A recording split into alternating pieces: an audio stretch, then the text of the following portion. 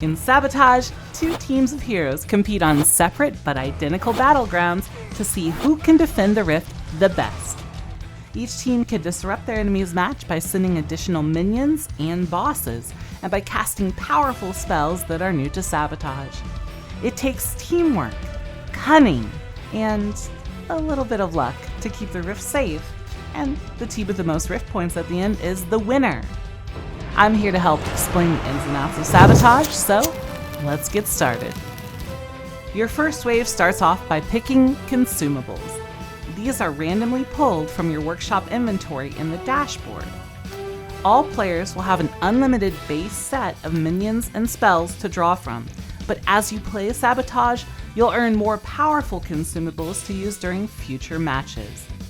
Potions and scrolls that you purchase for skulls will also be included, so be sure to stock up on your favorites. Minions will always be in the top row, with potions, scrolls, and spells in the bottom. Minions can range from lowly kobold pups to epic bosses like Bull God. Some consumables, like bosses, cost coin to select. You can see the coin cost by hovering over each card. If you don't like the selection given to you, you can spend 500 coin to re-roll one card from the top and bottom row by pressing the re-roll button underneath the card you want to place back into your inventory. Once your team has chosen consumables, it's a good idea to communicate with each other with how best to use them. You can see what consumables your teammates have by looking next to their portraits in the upper left, and once you know that, you can develop a great strategy. Have swifty hooves? If a teammate has the team dance spell, it could mean an easy 6 rift points, so you want to be sure everyone knows what's up before the wave starts. Now you can set up your traps, just like in a survival match. Work together as a team to build amazing kill boxes to fend off the hordes of minions about to storm in. The only real difference from a normal survival match is that both teams will be casting their minions and spells. When your team plays their consumables, you'll see pop-ups on screen to alert you and aid your strategy. When enemy heroes send minions your way, you'll see an icon of that hero floating above a minion's head. Spells cast on your team will be visualized with color-coded tickets under your minimap. Green tickets mean a spell was cast on you directly.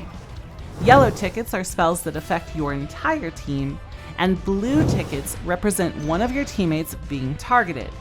If remembering the color codes is too much to start with, the green and yellow tickets also have an arrow pointing towards you to show that you're affected. With Sabotage, we're also introducing the tactical screen, which you can access by holding Tab. The tactical screen shows you all kinds of information about the enemy team, and honestly, it can be a bit daunting, so for your first few games, don't worry about this screen too much. As you advance in skill and increase your ranking, you'll want to start paying more attention to it. Oh, and one more thing. Some spells will require you to target a hero on the enemy team, and when you use these spells, the tactical screen will pop up automatically, so you can quickly choose your target. To win Sabotage, your team must overwhelm the other team with additional minions and spells until they lose rift points. If either team loses all their rift points, they lose at the end of the current wave. Whichever team has more rift points at the end of the final wave is the winner. If both teams have the same amount of rift points after the final wave, the game will enter into sudden death mode. Sudden death is a single wave that continues to spawn minions that increase in power until a single rift point is lost. Both teams will be able to play a final set of consumables during sudden death, and consumable minions will increase in power over time, just like regular minions. Your team will have to best decide when to play your consumables to secure the win. Sabotage brings a little friendly competition back into Orcs Must Die Unchained with a fun and lighthearted twist on survival. With the introduction of consumable minions and spells, no two matches will ever be the same. So, what are you waiting for? Party up with your friends and get ready for Sabotage!